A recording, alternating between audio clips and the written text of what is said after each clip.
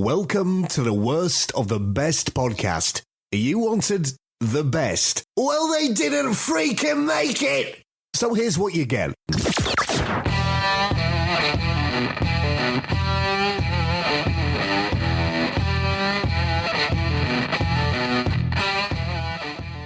Good day and welcome to another episode of the Worst of the Best podcast. I'm your host, Ryan, and I have with me today, returning guest co-host, Andy. How you doing, Andy?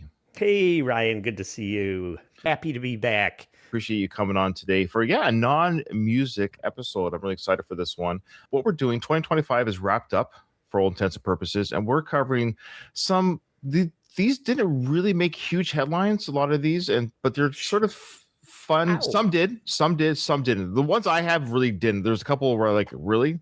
But these are sort of fun, different sort of mysteries, unexplained events. Couple that you have definitely made huge headlines, but I have one where you're like, really? This is interesting. But I find these little mysteries and big mysteries interesting that happen in 2025.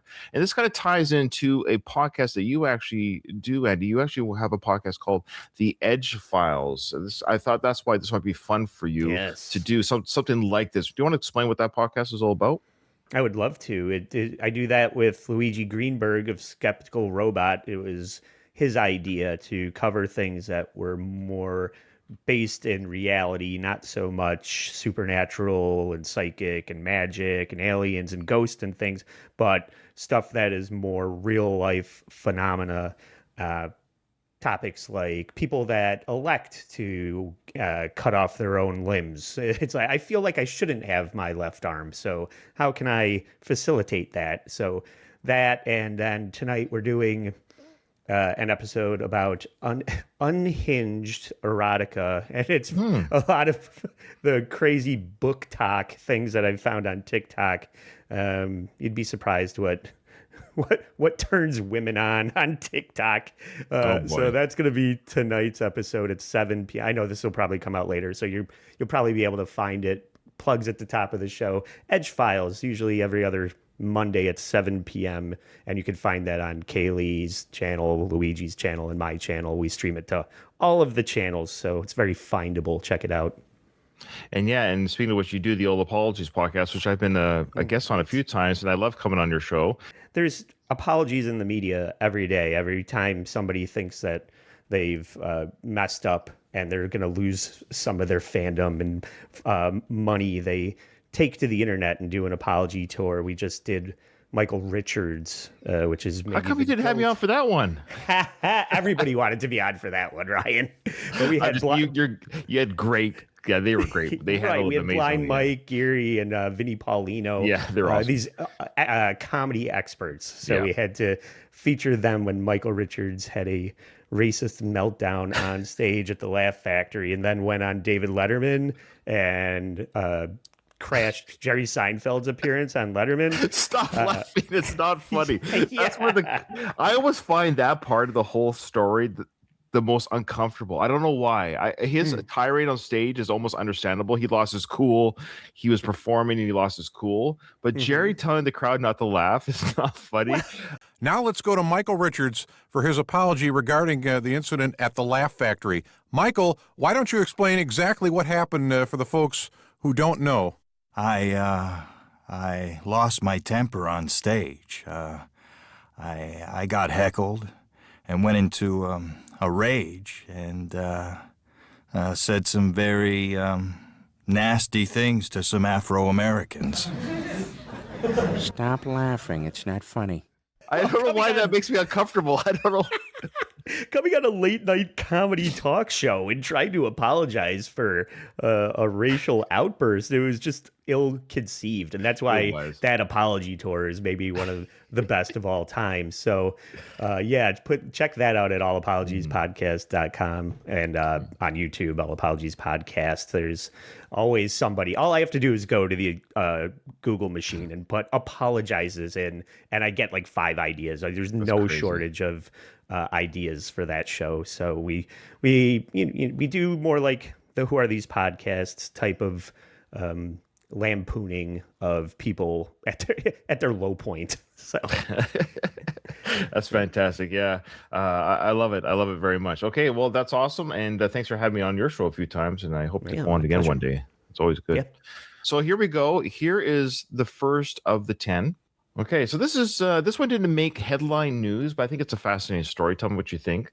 In August of 2025, a 17-year-old experienced pilot Gregory Vaughn and his 66-year-old partner Kim and their dog Molly departed Georgetown Airport in northern Tasmania aboard a distinctive green light sport aircraft heading across the treacherous Bass Strait toward central New South Wales with a planned fuel stop in regional Victoria. But they failed to arrive at the Hilton Airport as expected. A family member raised the alarm just after 5 p.m. local time, prompting a large-scale search operation involving aerial and marine resources. However, there was no distress call was received, no radio contact was made, and the plane appeared not to transmit a locator signal. So despite extensive efforts hampered by poor weather, no trace of the aircraft, couple, or dog was ever found, leading authorities to formally suspend the search at the end of September. Pilots aren't required to contact authorities unless they're flying in or near a controlled airspace. But Mr. Vaughan's friends say he was an experienced and safety-conscious pilot, and they didn't hear any radio broadcast from his plane around the time he departed. And Greg was normally very comfortable using the radio. He, if anything, perhaps used it more than he should have.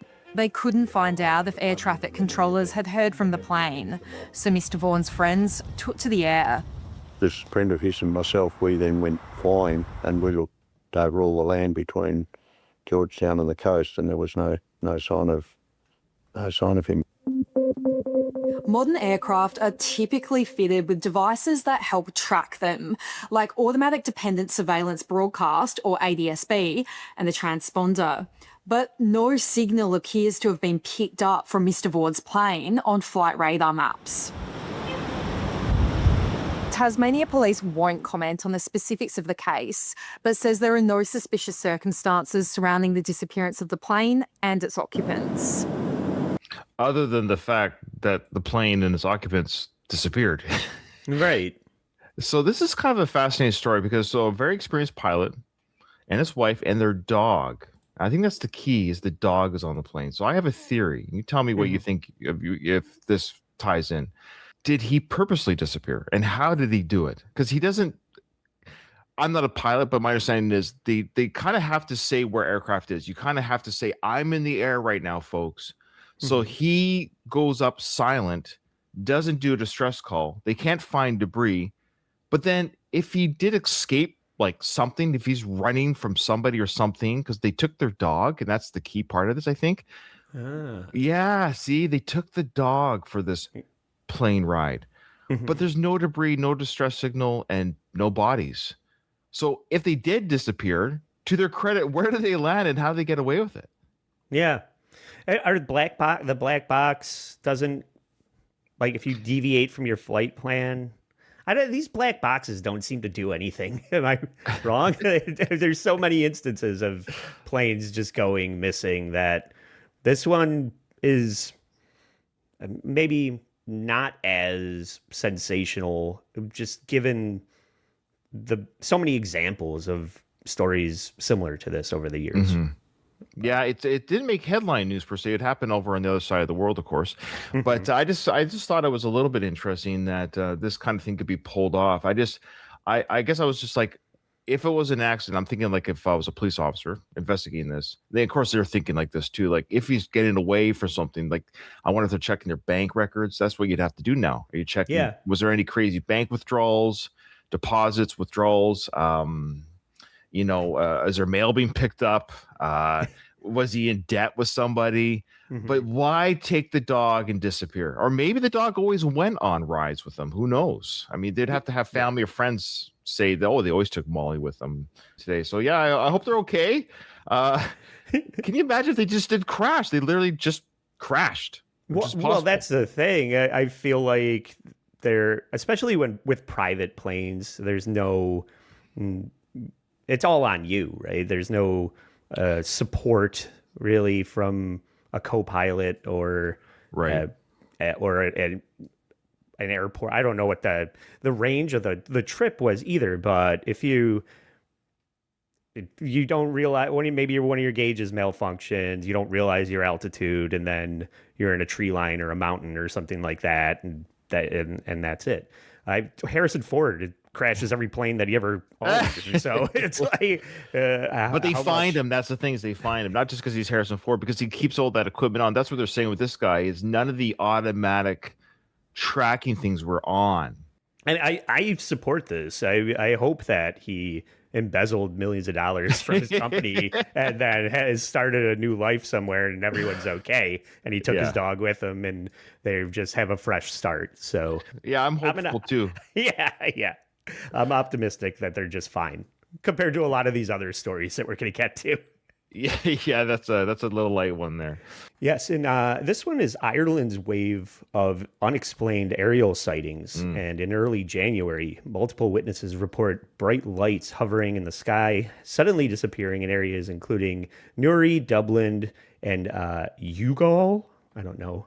I've never been there. I've never been to Youghal. No. Oh, you've been to Dublin. Okay, cool. Yeah, it's nice. So in April, a sighting in Portobello, Dublin, a witness described a triangular object with 3 lights and a faint beam emanating from beneath it. On the same day, another witness in County Meath observed 2 bright orbs that shifted colors before vanishing. None of these matched known aircraft activity at the time.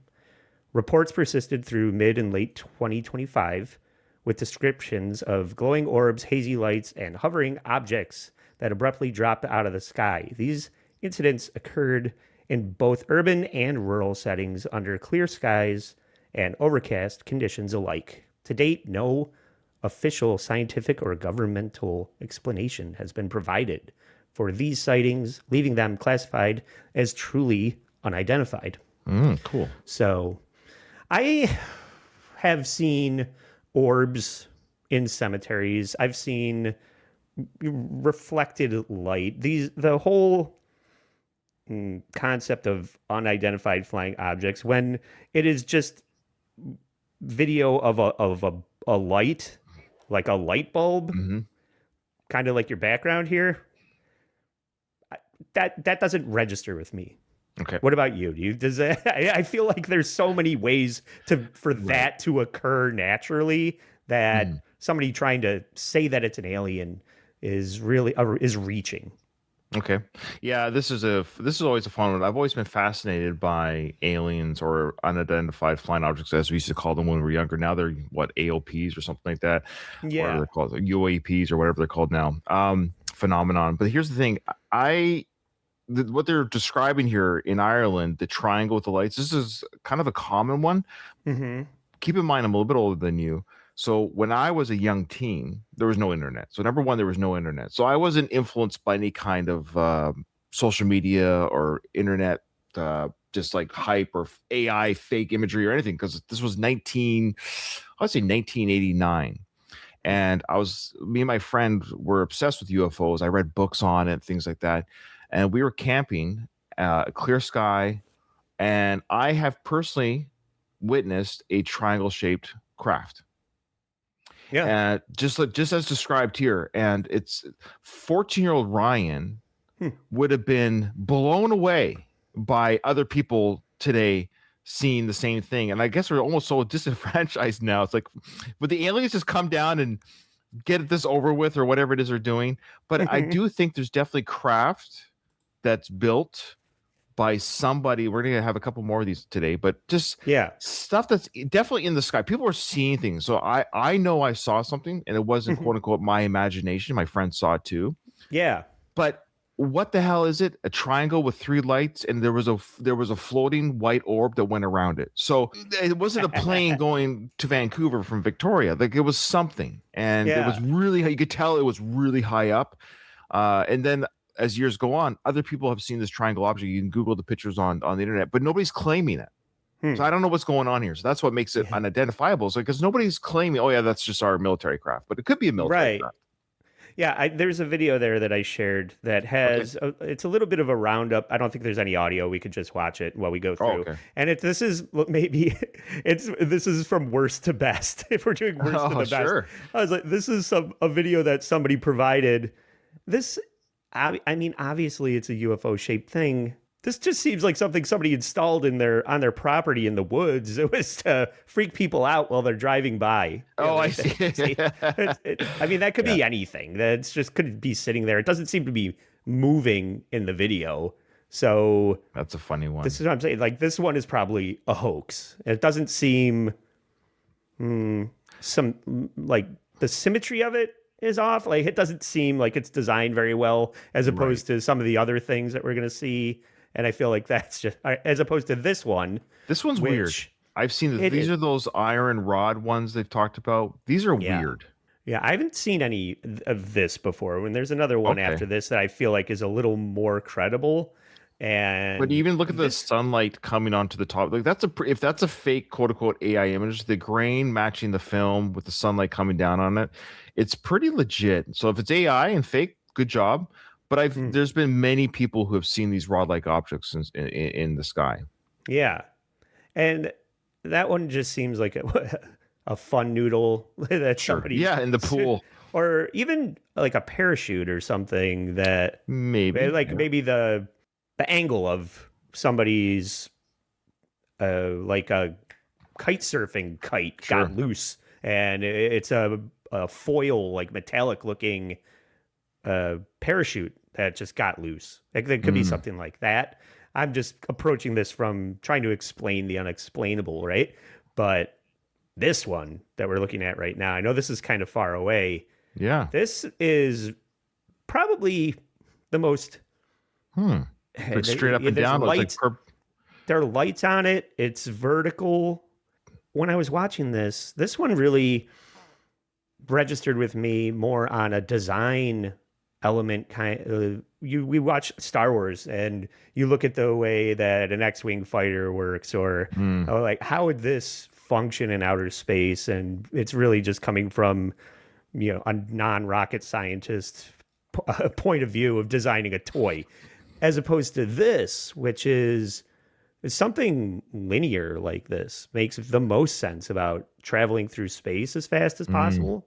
Don't you think? Like, if you're just like, it's so the lights on it, the fact that it's aerodynamic like that, and that it can go horizontal, or then maybe if you're going in light speed or something that we don't know, going through a wormhole and it goes horizontal through a wormhole, that makes a lot more sense to me. And I never conceived of that. You always think of spacecraft as saucers, just we're conditioned or whatever to believe that. And this one just kind of started making me think about UFOs in a different way.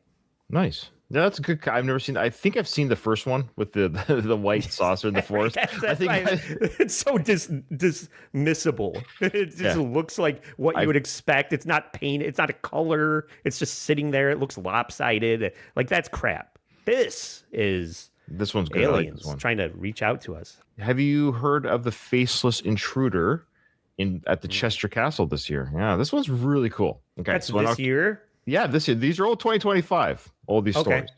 This is the unexplained mysteries. That's okay. That's the unexplained mysteries of 2025. Yeah. Again, not all of them made headline news, but they're still fun. Okay. In October 2025, one of the most chilling paranormal incidents reported in the UK occurred at the historic 900-year-old Chester Castle, where motion detection cameras captured a pale, hooded, and faceless figure standing motionless at the gates, precisely where the original medieval gatehouse once stood. The control room alerted the on-duty guard, who, upon arriving, felt an intense sensation of being watched while his dog refused to exit the vehicle. Despite a thorough search of the grounds, he found no intruders or evidence of forced entry.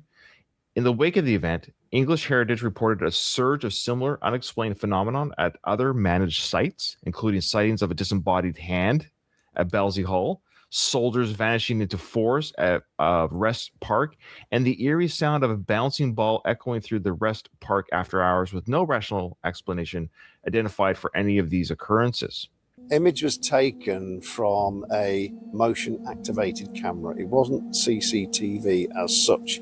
So the camera only operated when there was enough sort of mass to trigger it off. And that. So that's interesting. So right away, they show the image here. I'll go back. This is a really cool image. That's the image that the security, it was standing still. There's no moving image, because what he's about to explain is, in order for these cameras to be tripped, there has to be enough mass, so to speak, to trip, or enough energy or whatever to trip the camera, saying, hey, there's something there. Oh, I see. All right. So it's facing. Yeah, so it's like this it's is facing the same direction that he is. It's like that's right. That's the faceless image here. It looks like there's like almost a hood on a faceless face, almost like a slice of bread for a face, and like or like there's a beekeeper's mask. Yeah, kind of almost like a helmet or armor. Fencing helmet. Yeah. Okay. And this is a 900-year-old castle. Only operated when there was enough sort of mass to trigger it off, and that was in 10-second bursts. It was covering the gate you can see behind me, so that was to stop any intruders getting into the site. And trust me, those spear points on the gate rail that you can see there, nothing can get over those. If anybody had broken in, if it was the local with his hoodie in, as a lot of people are saying it is, then I can assure you the camera would have actually activated when somebody was clambering over those gates. It didn't. It activated, you can see again, just over my shoulder just there, the two grid points, which again were where the figure was seen. It's the, or what may be a figure, and the figure is certainly translucent, with no sort of bottom part as such. And there are other things around it which are, again, let's just say, well, interesting. So when the security guard was alerted, he came to the gate, as we've said in the article, and opening up, remember the dog wouldn't get out the van at that particular occasion. Nothing was found. He proceeded along and up the rampart towards the back of the castle, where there's the only other entrance in, and that's at the 18th century Sallyport. The guard looked around, and then, according to the witness statement, he said to us, he felt that then there was 100 eyes bearing down on him. He said it wasn't a particularly pleasant experience. What it was, trick of the light, refraction of light, not too sure. Remember, the floodlights aren't on. It was gone midnight. There is no light in this place. It is pitch black. And that camera is infrared. The streaks you can see denote a light shower of rain, which was the weather on the occasion. I love that one. And I'm all for, I won't say hauntings or spirits or whatever, but man, I've experienced hauntings. I lived in a military housing that was over 50 years old, and it was on a property over 100 years old here in Victoria. And you can Google this. If you Google, dear listener, Royal Roads University campus, there's a castle called Hatley Castle there. They do haunted tours. And so the military housing is actually built on these grounds. Mm-hmm. And my house was haunted, legit haunted. Somebody called my name when I was going to bed, Ryan. When I was sleeping, scared the poop out of me. Doors would open, close at night. Footsteps on the stairs. Were you there alone? No, I was married with kids at the time. I feel bad. My older two boys from my first marriage. My older two boys were adults now, but when they were kids then, anyways, the room that they occupied, I felt a presence in that room, and I felt, as a dad, I felt guilty. I never told them, of course. I told them now. They're older. They're adults now. Did they ever bring up any kind of They were always scared in that room. And that room was, my kids never got up to go to the bathroom in the middle of the night. They're just one of those kids that never did that. You just know your children. And so that door would either open or whatever I had it at would be the opposite. So I tested it. So I closed it. It would be open when I would go to the bathroom, because I always pee. And no matter what I did with the door, it'd be the opposite. There was a presence in that room that scared me as an adult, and I didn't want to explore it. I didn't want to talk about it. I didn't even talk to my wife about it at the time. I could feel it. And my kids were scared in that room. There's something in the closet, I swear. I know it sounds cliche, but that room was just, that house was haunted, especially the upstairs was haunted. No. So I've experienced, I say all that because when I see these kind of things, and it's a 900-year-old castle. So my theory, I don't know if it's a scientific theory. I don't know what that's just one story I have about hauntings. But I think some people are more susceptible. And I'm not saying I'm sensitive, but I have always been I pick moods from people. I can feel emotions from people. So I've always been kind of an empath that way. So I don't know if that means I can be triggered by sensations, energies. What was I gonna say? Oh yeah, I think there could be energies or echoes. I call it like almost like a replay. So I think when something happens for enough and a long enough time, that's why houses where a violent event took place, there's a stronger echo in that presence, or that energy can be in that room or that house. I don't know how it works. I don't know how this stuff works, but I feel like the longer something is and the more echoes there are. So maybe the footsteps I heard were just 50 years of kids running up and down the stairs, even though it wasn't my kids doing it. But the echo is there. There's some sort of like reverberation. So that figure that we see in this video kind of speaks to that, where there was a soldier doing his rounds, but those rounds have been done for hundreds of years. And there's sort of like an imprint that was captured by the camera. Yeah, this is a historic castle. There is nothing. Yeah. Is there anything of value there that would make somebody want to just a tour place, try and break in? No. And that's what they're saying, that if a buddy was climbing over the gate, that would have triggered the camera anyways. There was no triggering of somebody climbing over the gate. The areas were locked. There's no lighting. So why just that image? Like there wasn't even an image of buddy walking around. It was just that moment of time was captured, so to speak. Almost like a ripple time snuck through. Yeah. Okay. Yeah. My wife is kind of similar. When we were house shopping, we were looking at a house that's maybe only a block away from where we are now, but that specific house, it might even still be on the market right now. When we were doing a tour of the property, she's like, absolutely not. It feels like something. Yeah. Something unpleasant happened here, whether it's domestic violence or a murder of some kind. She just got a sensation that she was not going to be comfortable staying there. And trust your gut, man. How long was your family at the Royal? 7 years. 7 years putting up with that. Yeah.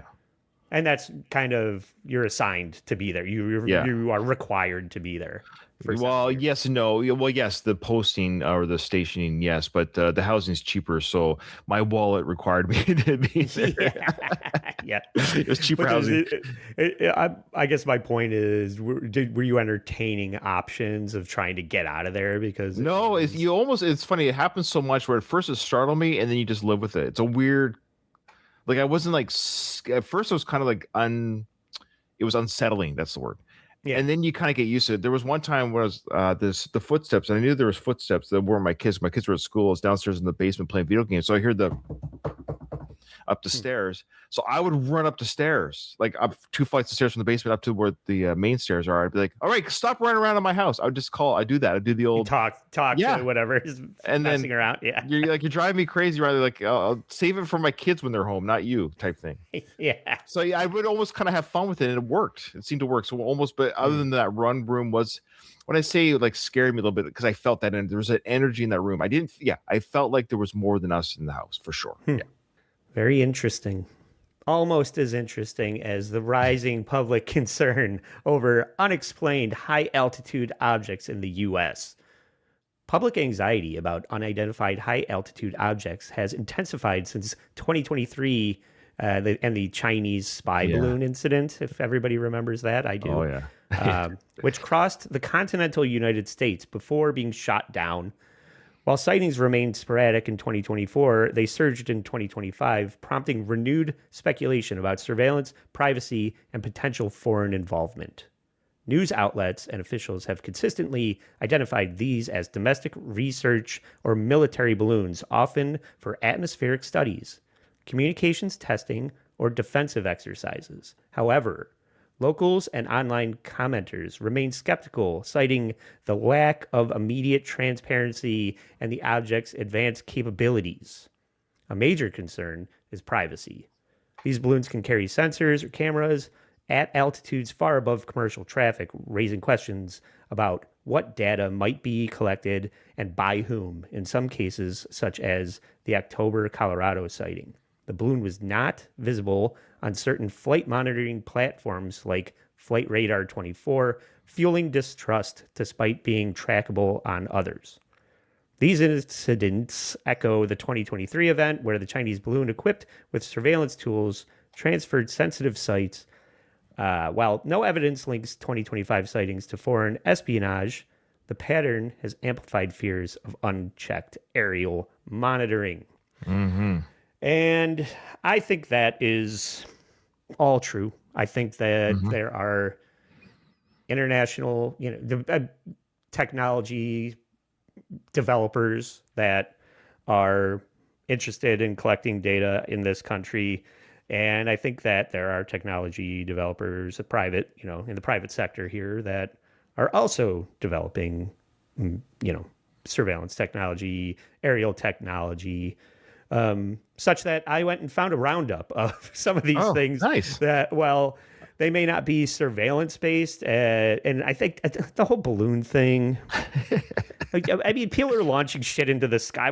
Gender reveal parties. Everybody throwing shit up into the sky. It could be anything, Yeah. So weird things appearing like that on apps is the least of my concerns. Whereas the Chinese surveillance balloon, if the military is taking an interest in it and shooting it down and discovering that they have cameras and tools and they're trying to gather information on us, that is a concern. But I mean, that's why we have the CIA, right? That's their job.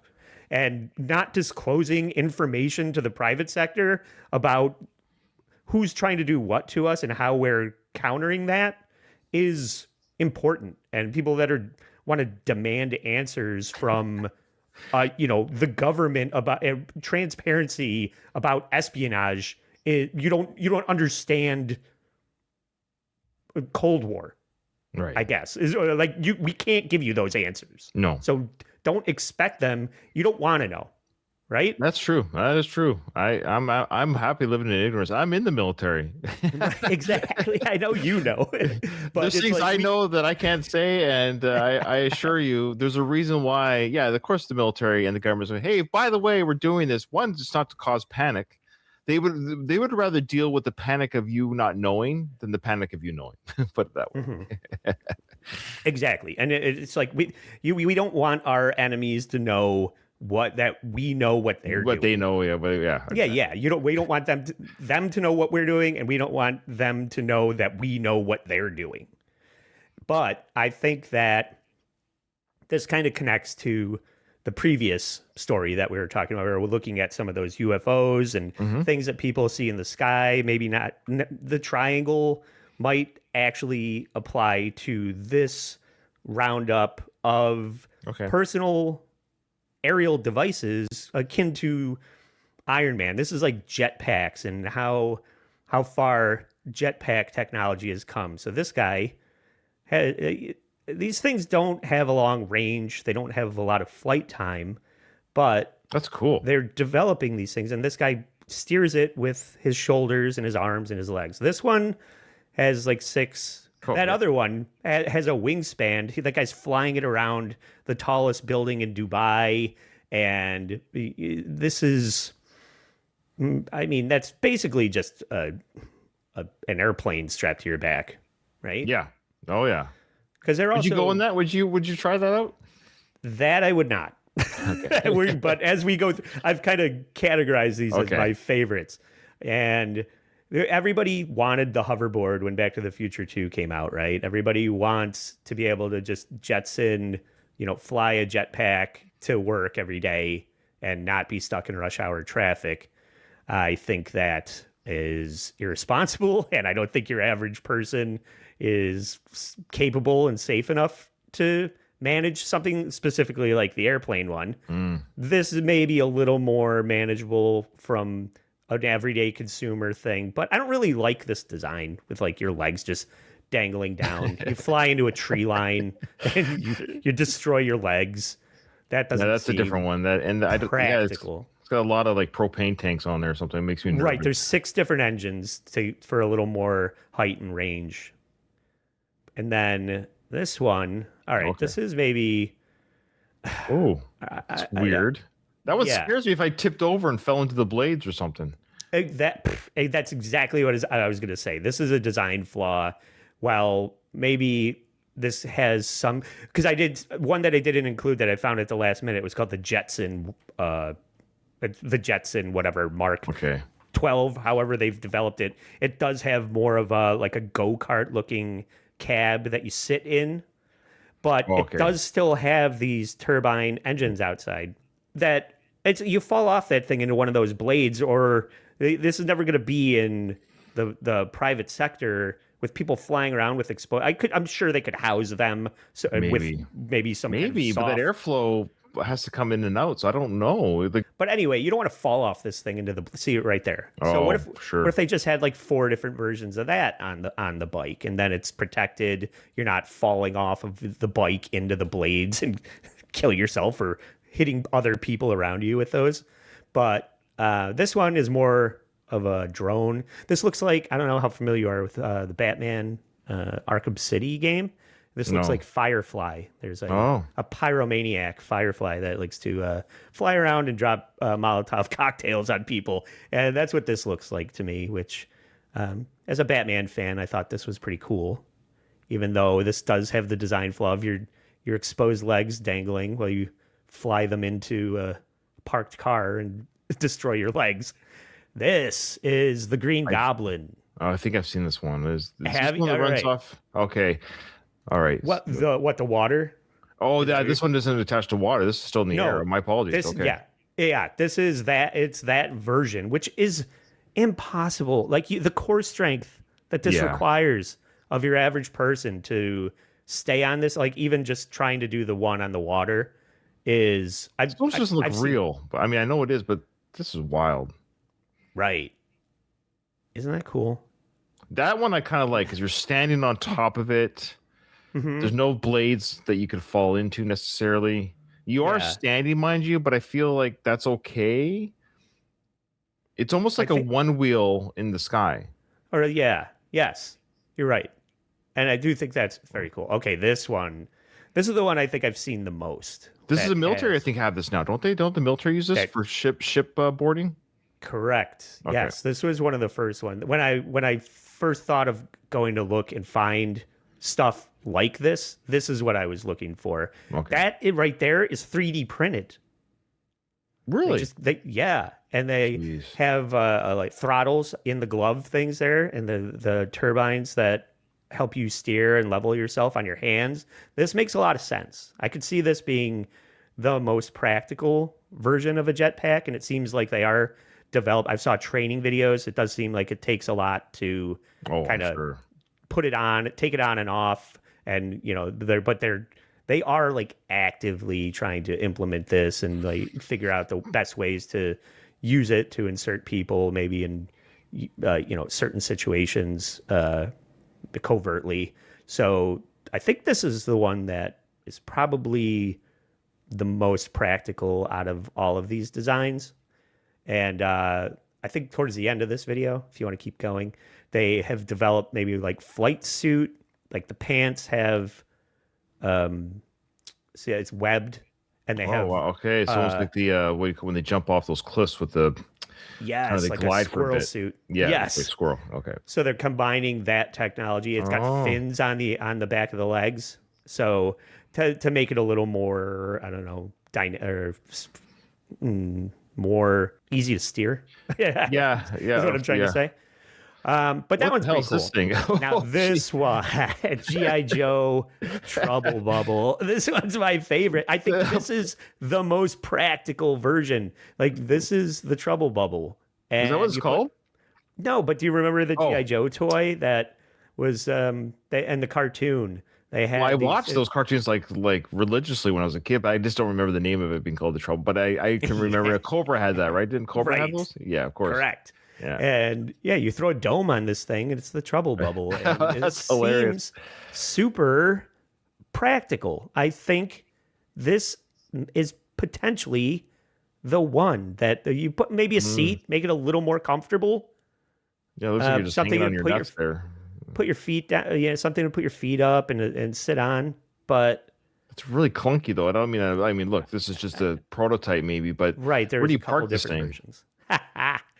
Well, that's got to be developed. Maybe that could be our sector of making money on these. Oh, man. Having a parking garage for all of everybody's personal flying devices. But even just take incompetence of flying it out of it, with all the self-driving car, put some self-driving technology in this thing, and you're off to the races with the, avoiding traffic jams for the That's near awesome. future. I think that one is my favorite. So Yeah, I like that. Thank you for that roundup. So yeah, so those things that kind of ties into maybe what we're seeing in the sky. Who knows? Those are unmanned, of course, but if they can build those with people in them, imagine what they can build without people in them. We're just seeing stuff that we just don't know what's being developed by governments, private sectors, Lockheed and Martin, for example. Who knows? right. Maybe I know, but I can't say. He'd have to kill you if he Yeah, told you. so I'm going to do an executive decision here because I did have another one, but it already ties into everything we've already said. So we're just going to delete it. It's just, again, in Belgium, they had, it's interesting. They had drones and other things that the government in Belgium didn't know what they were being used for, but they were actually tracking their nuclear sites and things like that. So this is, I guess we're at the point now, this is just the new war. This is the new war. We don't put soldiers on the ground anymore now, or spies cutting the barbed wire fence to get into facilities. We just send out drones with infrared tracking, thermal scans, computers. That's the new war, man. It's machines. Yep. It's machines. Whisper drones and cloaking technology, information gathering. So we'll take that one out. So we'll only have 9. But I just figured but it ties in. It ties in enough that if it becomes for the worst pick, we should say what I'm going to do for the worst. It's your own reasons too. The worst pick for me is a lot of these are unexplained. So basically, it would be you get to have 9 things explained to you, but what one do you least care about having explained to you? Kind of that thing. These are mysteries, i.e., what happened to the plane, or what are the drones looking for, or whatever it is we presented. And so you get to find out 9 of the mysteries, but there's one of the ones you don't get to find out. So which one do you think is the worst? You care about the least. Okay. All right. Yeah. The discovery of the third interstellar object. Yes. And this is from July 1st, 2025. The NASA-funded Atlas telescope in Chile discovered Comet 3I Atlas, marking the third confirmed interstellar object to pass through our solar system after, I don't know, another one with 2 foreign weird names. Yeah. But the object follows a hyperbolic trajectory confirming its origin outside our solar system, and it poses no threat to Earth. Its closest approach to our planet is about 1.8 AU from December 2025. NASA and other agencies described Atlas as a natural comet likely formed around another star with a nucleus estimated at 1,400 feet to 3.5 miles across. It consists largely of volatile ices, and it displays typical cometry activity, a reddish coma from dust and organic compounds, outgassing, and a tail. It's observed by the Hubble, and others show a teardrop shape. So it's a lot of traditional descriptions of a comet, These are the 3 things that sort of made it, Specifically, this controversial Harvard astronomer, Avi Loeb, has highlighted several anomalies that he argues warrant consideration of non-natural explanations, such as alien technology. And his these examples that he is stating include its trajectory passing unusually close to Earth's orbital plane, color shifts, large apparent size, negative polarization, and the lack of a traditional tail, sunward jets, complex structures, a rhythmic heartbeat, and brightness. So these are things that are maybe atypical of what astronomers usually observe in a comet. But Loeb has described these as potentially indicative of artificial origins, but he emphasizes the need for open-minded investigation. Most astronomers at NASA dismiss these claims, attributing the behaviors to natural cometry NASA, hey? processes. I guess NASA's going to tell us that those pictures of the Earth are real too, are they? Yeah. Remember I said our government is going to tell us things that we need to know and not tell That's us right. things that we shouldn't need to know. Yeah. So several mysteries remain, including the exact age of the comet, the precise mechanism behind its color variations, the unusual nickel emissions, and why it shows early activity far from the sun. Yeah. And it's going to pass between Mars and Earth. But there's no nothing danger of happened. it, of Yeah, nothing like an happened to us. Armageddon type of event. Some people were scared, if you remember. There were some people that I love the pandemonium that social media provided with that. I was almost kind of sad that nothing happened. It's come and gone. Its closest point of approach has already happened. The time it's recording, nothing has happened. We're still here recording, the worst of the best. So, surprise, but fascinating piece of that's pretty cool. This thing is huge, and it's just a cool piece of comment that, and I didn't realize that. I'm not a space guy. Meaning I don't study space. I don't know how it all works. And the fact that this is only the third confirmed interstellar object to pass through our solar system, I guess I just thought this happened all the time. I guess not. This is only the third time since 2017. Is that weird to you? I guess a little bit. I mean, space is vast, right? People don't even understand how much space is out there. That's why they call it space. It is interesting. I would think that these type, maybe not this size, that it gets on people's radar and it becomes concerning, but I would assume that there's a lot of stuff passing around, but like you said, it's not as common as people think. I feel like I haven't seen. I'm just gonna do a quick Google search here. I know your boss Carl hates it when people Google on the fly, and I like to apologize to him for that. But that's just his format. That's not. We could do our own thing on this time. Okay, good. Because I just feel like every time I Google a picture of this thing, I don't know what I'm like. There's so much fakery out there. It's really frustrating.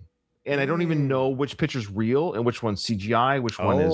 We're gonna get into that too. Oh, good. You have something for me, please. Okay. Well, just more. It's the subterfuge of the internet. It's frustrating. I just want to see a picture of this thing. I don't want to see the freaking I've seen so much garbage. I want to see a real picture. Yeah, I hate all these videos on social media where you're watching somebody fall into a lion pit and then suddenly they're all dancing together at the end. It's like, what are we doing? I don't need. I hate watching something and then the realization that it was a complete waste of my time. So I thought it was fascinating. I was following this. I was kind of hoping it hit the Earth. It didn't. I was hoping for some sort of alien invasion. Nothing happened. You know, in those little science fiction movies when the portal opens, all these little spaceships fly out, but nothing happened. It was pretty. It looks like it was just a natural occurrence after all. But an interesting one. I think is what it was. It's just things were happening here. But because it's only the third interstellar object, I don't know why we're even saying it's odd, because I don't know how much study we've had with these things. That's why I don't know why they even said. They just said it's new, not odd. It's new. Yeah. But anyway, so do you have a video or picture for me or anything? Oh, not of that one. It was much of it was. It's literally a black and white shot of the sky of a bunch of lights, and they're like, look at this light, it's moving through all the other lights. It was kind of boring and not really. I think this might be a real picture, and I think it's real because it's boring. This is NASA's Parker Solar Probe captures 3I Atlas. So here we go. NASA's, of course, NASA. Man, I'm so sick of NASA. I don't know what to believe anymore. All right. Here we go. So here's what NASA, but this, because it's so, there it is. All right. Cool. Right. You know, if you lived in upstate New York, you wouldn't have even been able to see that. There's just so much. When we had the eclipse, full eclipse last summer or the summer before, it was so overcast here that we were in the path of totality, which was making a lot of enthusiasts for astronomy and the eclipse want to come to Rochester to experience the totality of the eclipse. And then when it happened, It was so overcast, you couldn't see fuck all. It just got dark, and it was completely disappointing.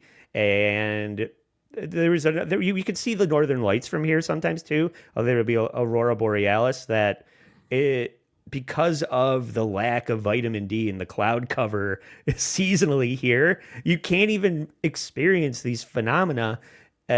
If you take a picture of it with your phone, you can look at your phone and see it better than you could see it if you're just standing in your backyard, where it's naturally occurring, because we live in a dismal part of the world.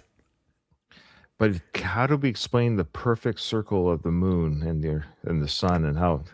Have you seen those? Is this NASA stuff? Yeah, I know.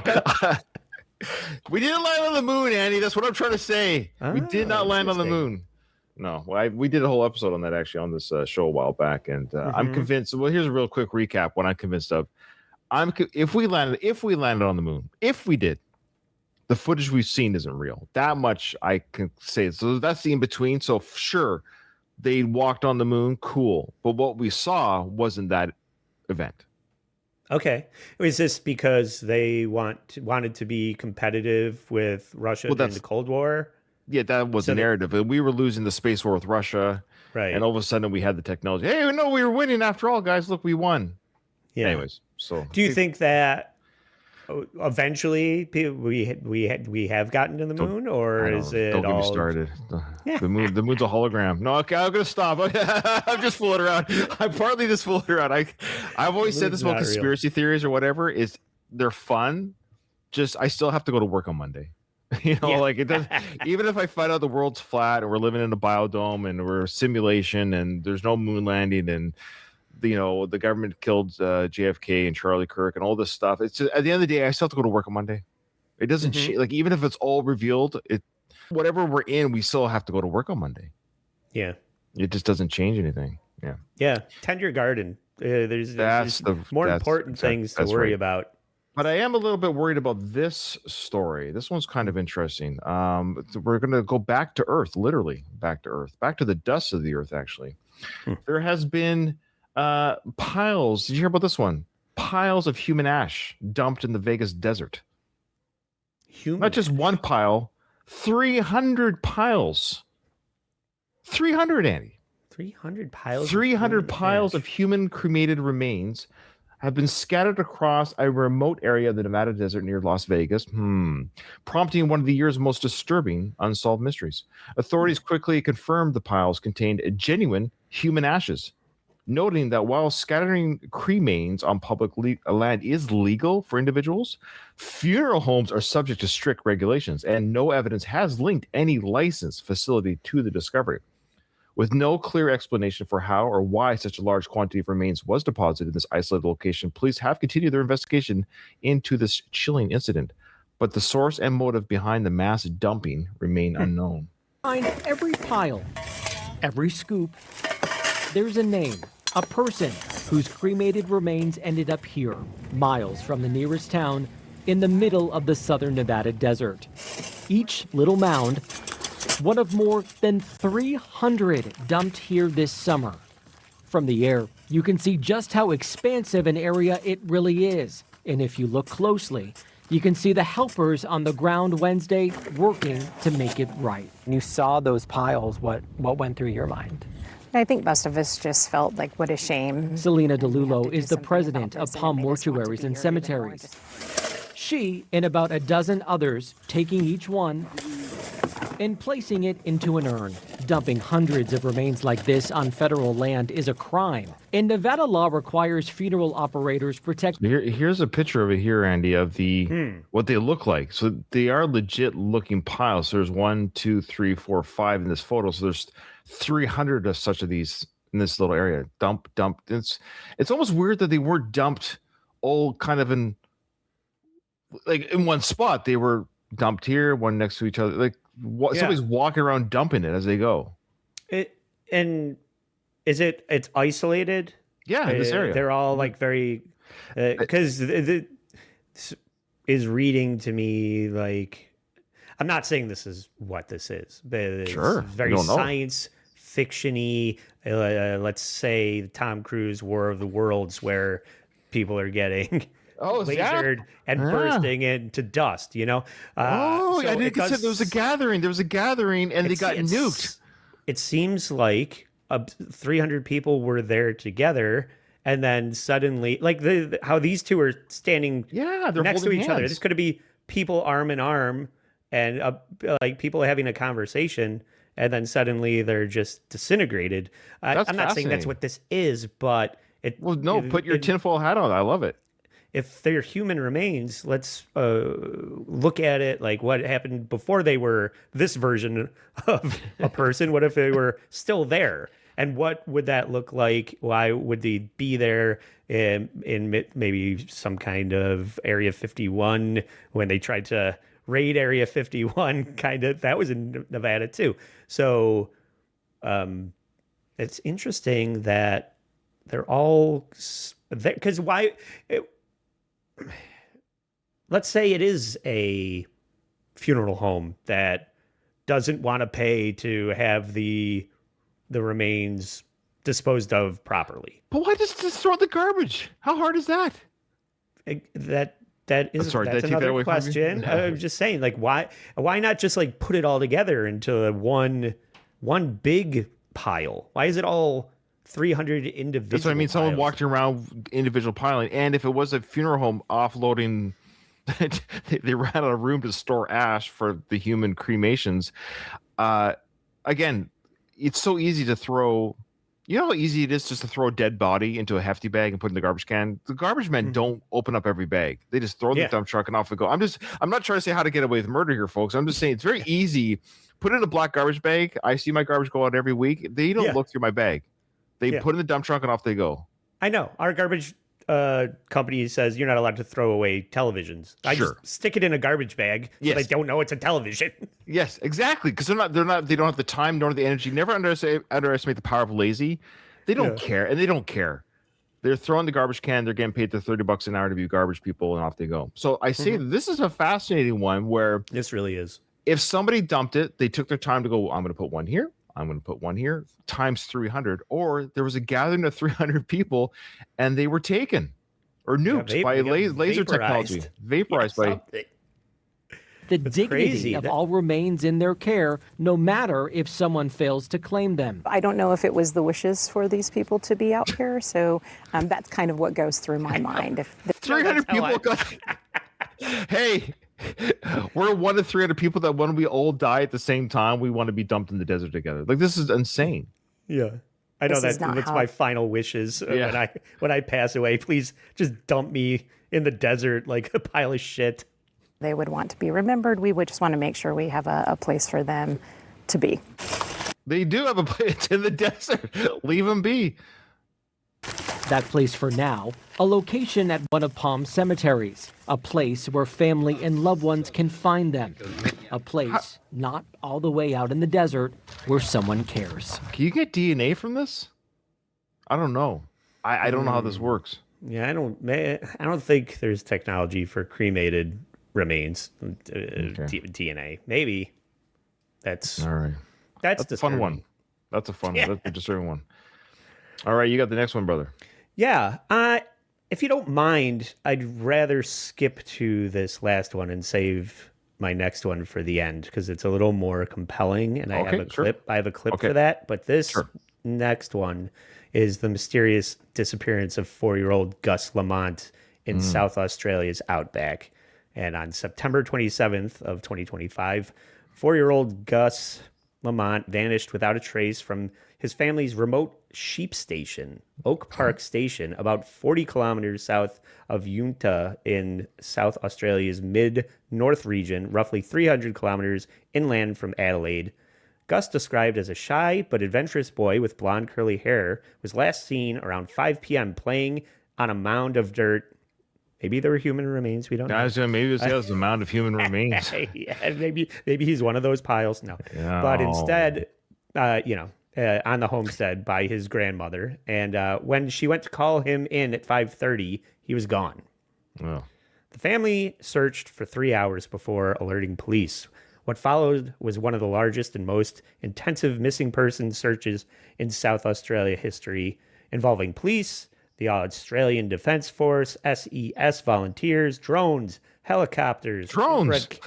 yeah, people with flying bicycles and trouble bubbles, Jetpacks, and then people were calling in, why are all these objects flying around Australia? They're all tied. It's all tied together. Human remain piles, drones. Yeah, so they got helicopters with infrared cameras, Aboriginal trackers, dogs, and community members. Everybody's looking for Gus. And multiple phases covered hundreds of square kilometers, including ground sweeps, aerial scans, the draining of a nearby dam. Later efforts targeted disused mine shafts. So they're looking in, sinkholes and, Sure. Remember that baby Jessica on the well? Remember that story? Yeah. Because I mean, that's what this really reads as. Just this kid fell down a well, and they just haven't found him yet. But despite exhaustive searches and efforts, no footprints, clothing, or other evidence linked to Gus has been recovered. Police have ruled out foul play and believe Gus likely wandered off into the harsh, rugged outback. Yeah, maybe got bit by a snake or a bug, and he passed away with in a strange place. They just can't they can't discover where he is. But as of late November, the case has shifted to a recovery operation with searches scaled back and now handled by a dedicated missing persons unit. And he's still missing. So actually, I do have news footage on what happened. It came out. Somebody revealed what happened. Maybe the dingo ate your baby. What? The dingo ate your baby. There you go. So. You hate to say it, but he could have been devoured by a wild animal. Well, then they would probably have to look for the remains, the bones. But here's the thing: even if look, I don't know the Australian outback all that well. I assume there's animals obviously killed out there, from a spider bite to a rattlesnake bite. But at the same time, a 4-year-old child is enough poundage that you see some sort of blood, an arm that didn't quite make it all the way down the gullet, or something something that would be, and then just the pooped out bones at the very least. So it's obviously sad. I'm being a parent myself. I can only imagine how tragic that'd be. But that's the price you pay when you run a sheep farm in Australia. I guess you got to really.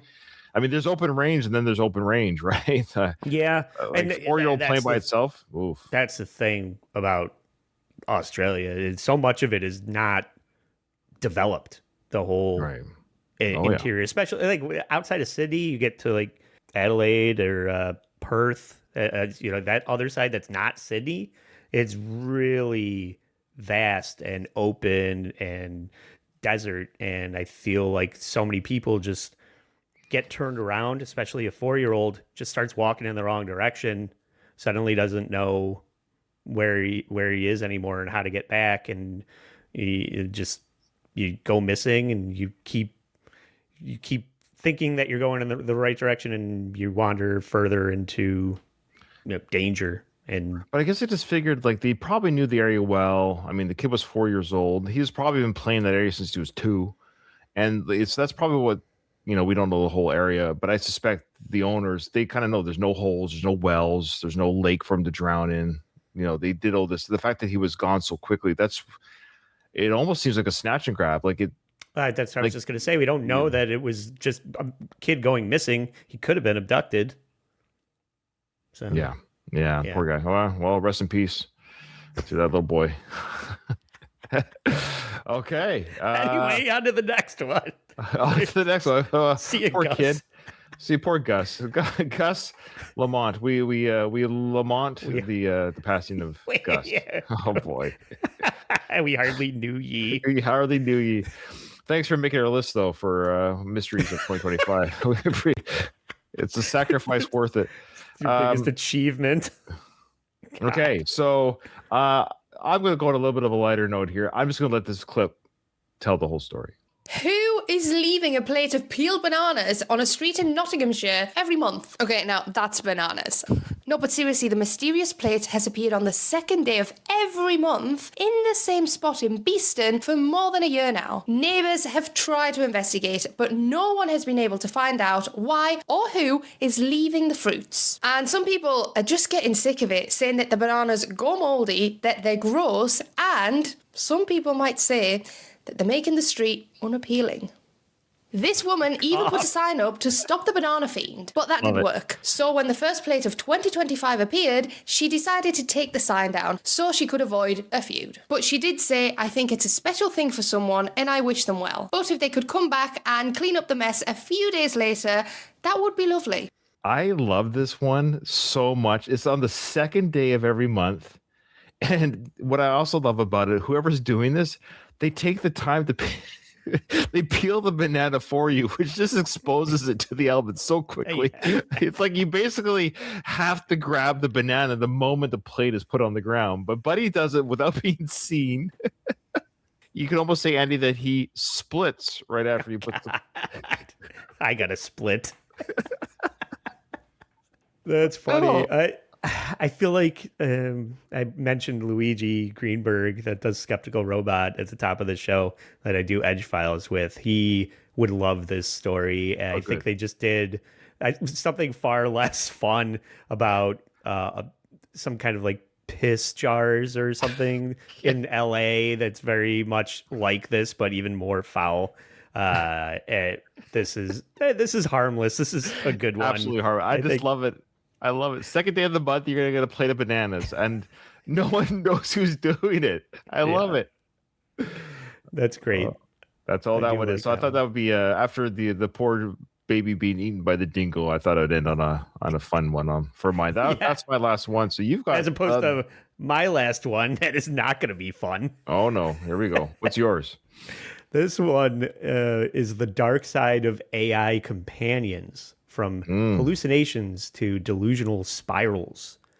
And when ChatGPT launched in 2022, it initially dazzled users with its speed and versatility, dramatically accelerating tasks like writing, coding, and research. Early excitement soon gave way to awareness of its limitations, including hallucinations, quote unquote, confidently generating false or fabricated information. For most, this required extra fact-checking and proofreading. Yes. It sucks. You know what? I love my AI. I use Grok. Don't at me, folks, in the comments. Yes, I use Grok. But there's times where like, dude, that's wrong. And that's okay. Oh, yeah. It's like you're supposed to be Googling things for me on the internet. And basically all it's supposed to do is like, you're doing the searching for me and presenting to me in a nice little readable format. Right. And that's all it is. But it's like, why are you so dumb sometimes? I know. Well, I have similar experiences where I'll take the transcript of an episode that I recorded. So you could download the transcript. It's all in text form. I attach it in ChatGPT and I say, give me an episode description. Yeah, that's it. And then that's perfect. I'm like, it should be the easiest thing. I use the attachment to give me an episode description. And then it spits out something. Specifically, I remember we just covered John Cena when he was apologizing in Mandarin. I was like, I didn't know John Cena was fluent in Mandarin. It's amazing. And I'm like, give me an episode description about this. And the thing that it gave me back doesn't mention John Cena at all. I was like, did you even read the transcription? Yeah, How can you give me an episode description that doesn't mention John Cena? And I'm now I'm fighting with it. It's like, did you even read the thing that I attached and asked you? What good are you if you're just gonna? It's gotten as lazy as me. It's like the dog owner starts to look like the dog, or vice versa. You know? Yeah, I think that it might be an effort to get you to pay for the paid version. The free one becomes useless. I don't know. You know, there's a landmark case that occurred on Christmas in 2021 when a 19-year-old scaled the walls of Windsor Castle armed with a loaded crossbow, intending to assassinate Queen Elizabeth II. Court records revealed he had engaged over 5,000 messages with his replica chatbot girlfriend, Sari, who, sorry, you're arrested for trying to kill the queen, who encouraged his plan, calling it very wise. Yeah, have you noticed that ChatGPT thinks everything that you ask it is a great idea? Kill the queen. And Buddy just had to wait a couple of years, I think, not even. She was going to die naturally. I know. There's a good South Park episode about this. So, okay. Check that out. But by 2025, reports of AI-linked delusions escalated significantly. Psychiatrists documented cases where users developed or worsened psychotic symptoms after intense chatbot use. So there's a lot of examples of this, but the most entertaining one was something that I clipped here where Tim Dillon, comedian Tim Dillon. Oh, I love him. I listen to him every week. It was one of the guys that got invited to the Saudi Comedy Festival. And he said, sure, I'll come. And they gave him his guarantee. And then he said, no, I'm not coming. And he kept the guarantee. I love it. Home. That's probably the best version of that event that I can think of. I was listening to Tim Dillon one day, and he brought up this case, and I've been aware of this ChatGPT AI chatbot psychosis ever since I watched this little summary that you can showcase now. An artificial intelligence software company cannot use a free speech defense in a wrongful death lawsuit lodged by the mother of a 14-year-old boy who died by suicide after developing a crush on a chatbot. That's right.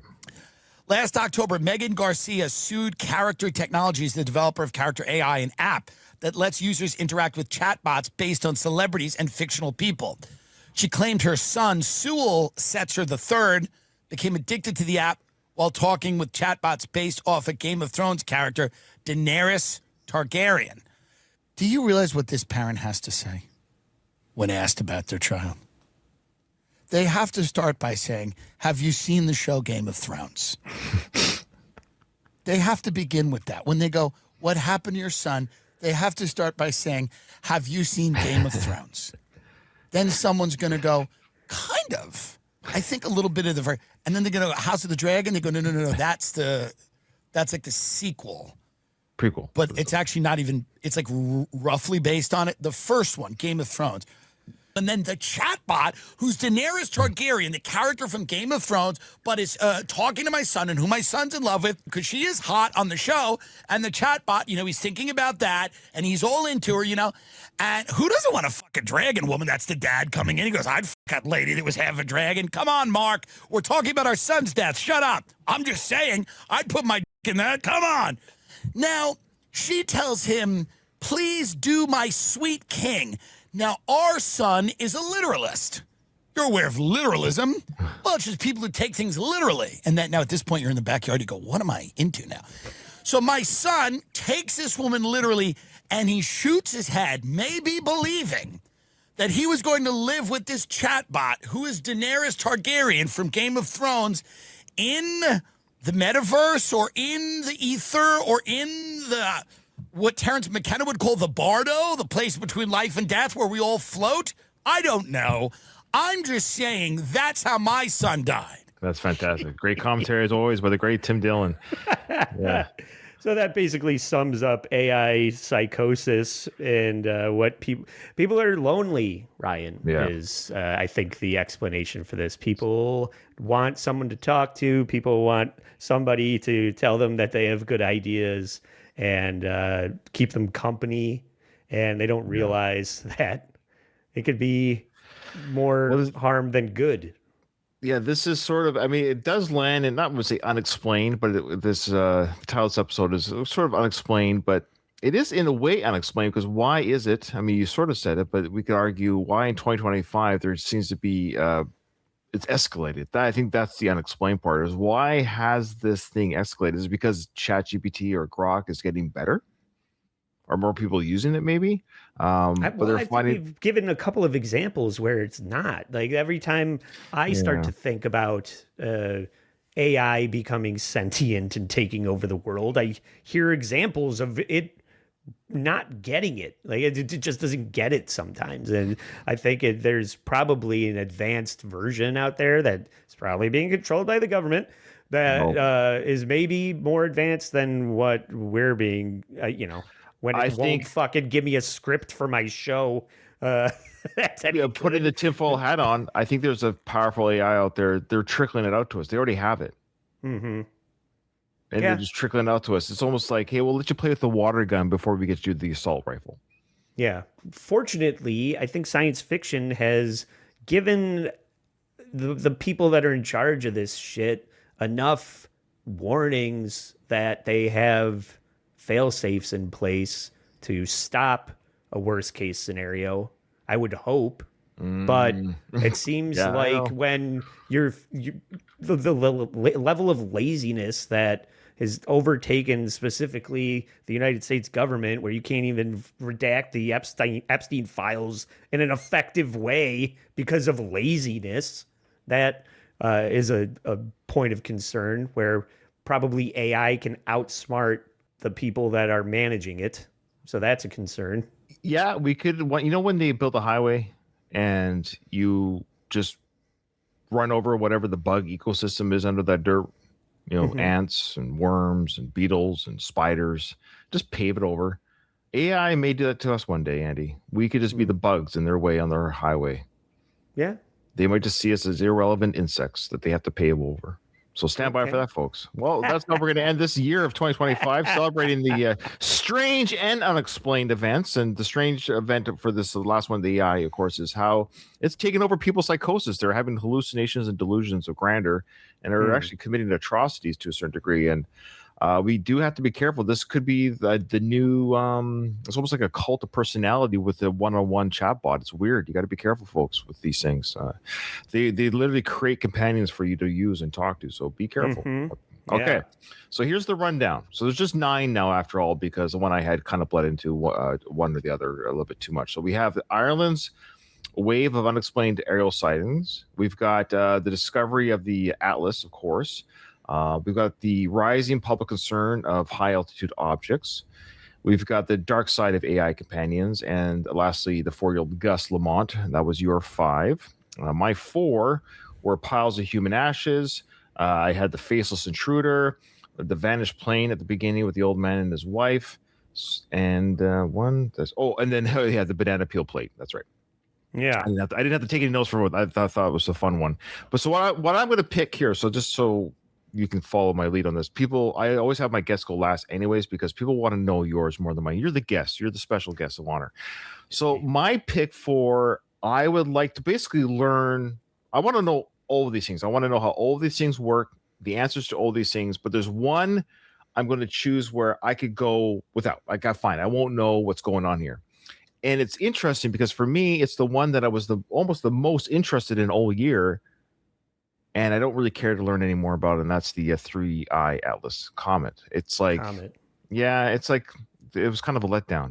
It's like waiting your whole life to have coitus for the first time. And you find out that, your first time isn't that great. So this reminds me, like I was waiting for something, anticipating, hoping, almost kind of crossing my fingers for a disaster. And this was sort of the biggest letdown. And everything else, even from I really want to know who's doing the bananas. Like I kind of want to know that more about the origins of the comet. Like, so to be fair I actually am more interested in who's leaving the plate of bananas than I am to knowing every iota piece of detail about this comet, what universe it came from the very beginning. I just don't care.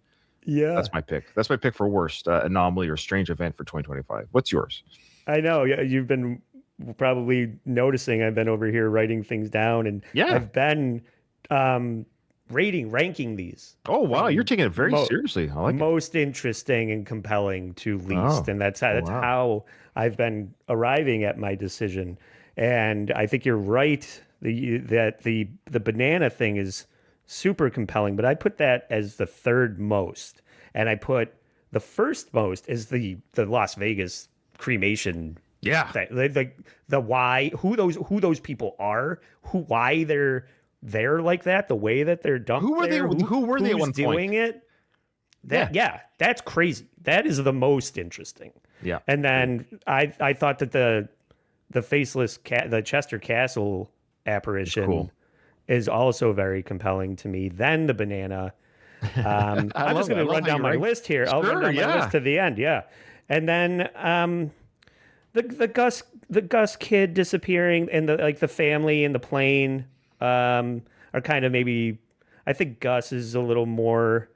I'd like to know what happened to Gus. Yeah. Before I think that the people flying the plane, maybe hopefully we wished them well and they're just escaping to a new life. And then 6 was the AI psychosis stuff. I think that's explainable, but it's very problematic.